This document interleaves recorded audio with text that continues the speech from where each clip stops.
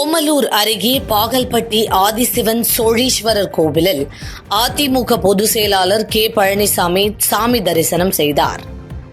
சேலம் மாவட்டம் ஓமலூர் அருகே பாகல்பட்டி கிராமத்தில் 1000 ஆண்டுகள் பழமை வாய்ந்த அருள்மிகு வித்யாம்பிகை உடனுறை ஆதிசிவன் சோழீஸ்வரர் கோவில் உள்ளது.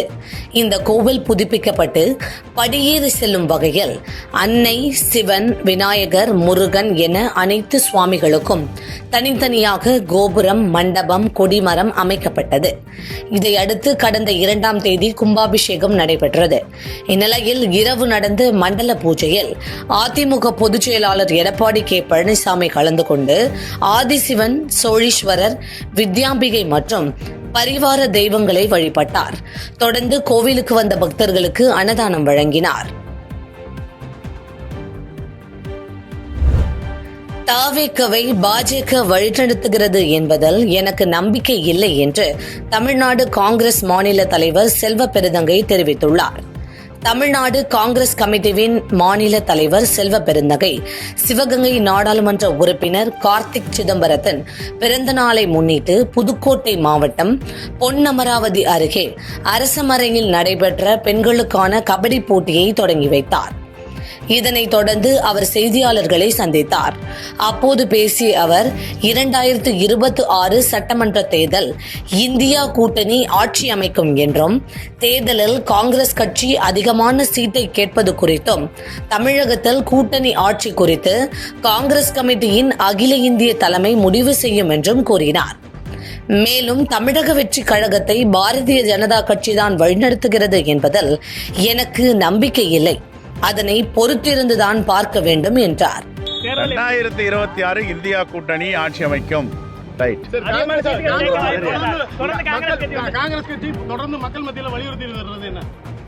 மக்கள் மத்தியில ஜனநாயகத்தை தழைத்துவங்க செய்ய வேண்டும். ஜனநாயகம் தொடர்ந்து நீடிக்க வேண்டும். இன்னைக்கு ஜனநாயகத்திற்கு ஒரு மிகப்பெரிய ஆபத்து ஏற்பட்டிருக்கிறது. எல்லோரும் சேர்ந்து அக்கிரமத்தை, அநியாயத்தை எதிர்க்க வேண்டும். வத்தலகுண்டு அருகே இருசக்கர வாகனத்தின் மீது கிராவல் மண் கடத்தி வந்த டிப்பர் லாரி மோதியதில் விபத்தில் ஒரே குடும்பத்தை சேர்ந்த 3 பேர் பரிதாபமாக உயிரிழந்தனர்.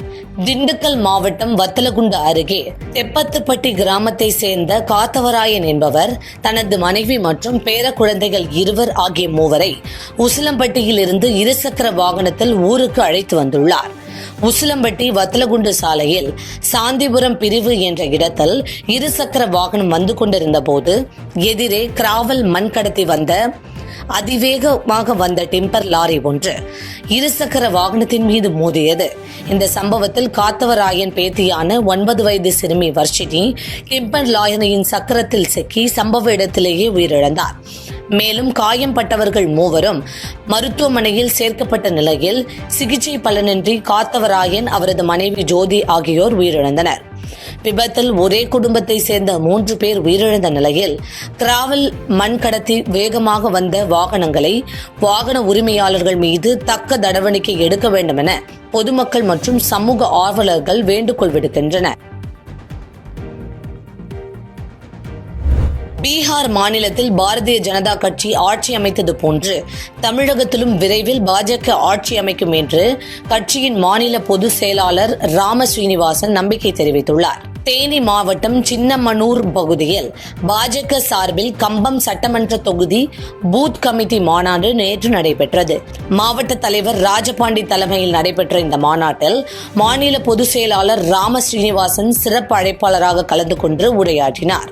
அப்பொழுது பேசிய அவர், சமீபத்தில் கட்சி ஆரம்பித்த தமிழக வெற்றி கழகத்தின் தலைவர் இத்தனை நாட்கள் அமைதியாக இருந்துவிட்டு திடீரென SIR கண்டித்து தமிழகம் முழுவதும் ஆர்ப்பாட்டம் நடத்துகிறார்.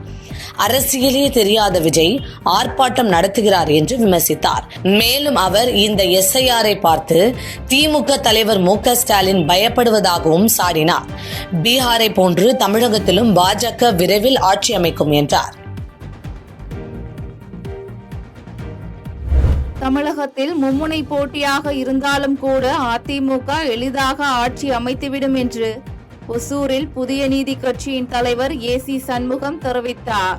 கிருஷ்ணகிரி மாவட்டம் ஓசூரில் அனைத்து முதலியார் முன்னேற்ற நலசங்கம் சார்பில் குடும்ப விழா நடைபெற்றது. இந்த விழாவில் கலந்து கொண்ட புதிய நீதி கட்சியின் தலைவர் ஏசி சண்முகம் செய்தியாளர்களை சந்தித்தார். அப்போது எஸ்ஐஆரை வரவேற்று ஒருவருக்கு ஒரு வாக்கு என்கிற ஜனநாயகம் தொடர வேண்டும் என்று குறிப்பிட்ட அவர், புதிய நீதி கட்சியை பொறுத்தவரை வாஜ்பாய் காலம் முதல் தேசிய ஜனநாயக கூட்டணியில் தொடர்ந்து வருவதாக தெரிவித்தார். தமிழகத்தில் தவேக திமுக இடையேதான் போட்டி என்ற கருத்து குறித்த கேள்விக்கு, தமிழகத்தை பொறுத்தவரை அதிமுக மற்றும் திமுக மாறி மாறி ஆட்சி அமைத்து வருவதாக குறிப்பிட்ட அவர், தமிழகத்தில் மும்முனை போட்டியாக இருந்தாலும் கூட அதிமுக எளிதாக ஆட்சி அமைத்துவிடும் என்று நம்பிக்கை தெரிவித்து பேசினார்.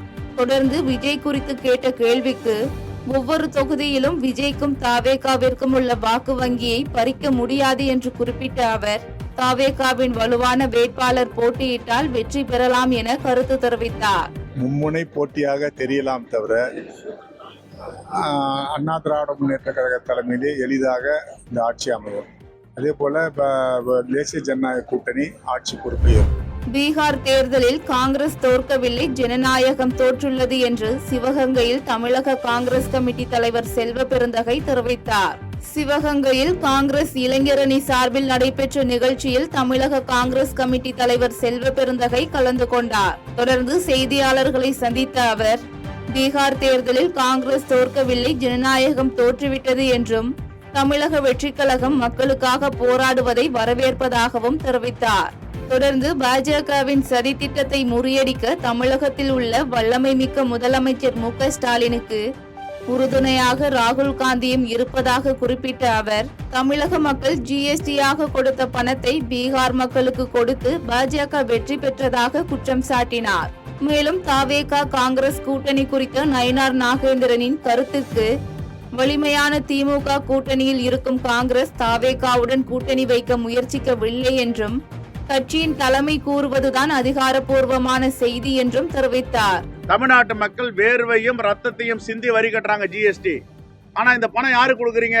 எங்களுடைய பங்களிப்பு எங்களுக்கு கொடுக்காம உத்தரப்பிரதேசத்திற்கும் ஹரியானாவுக்கும் ராஜஸ்தானுக்கும் பீகார் தேர்தலுக்கும் பயன்படுத்துகிறது நியாயம் எது?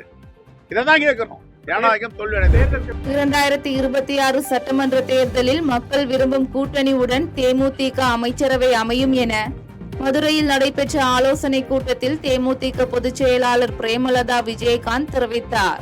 மதுரை கூடல் நகர் பகுதியில் தேமுதிக சார்பில் உள்ளம் தேடி இல்லம் நாடி பூத் முகவர்கள் ஆலோசனை கூட்டம் நடைபெற்றது.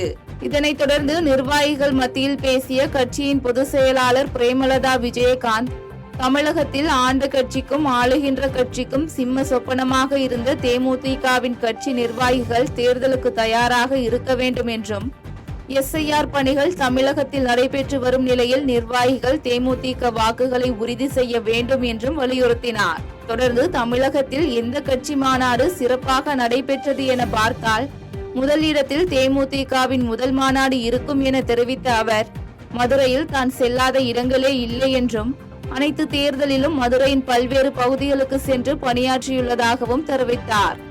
மேலும் கலைஞர் ஜெயலலிதா போன்றோர் இருக்கும் போது மிகப்பெரிய சரித்திரத்தை உருவாக்கிய கட்சி தேமுதிக என்று பெருமை பேசிய அவர், கேப்டனின் கனவு நிறைவேற 2026 சட்டமன்ற தேர்தலில் மக்கள் விரும்பும் கூட்டணியுடன் தேமுதிக அமைச்சரவை அமையும் என்று தெரிவித்தார்.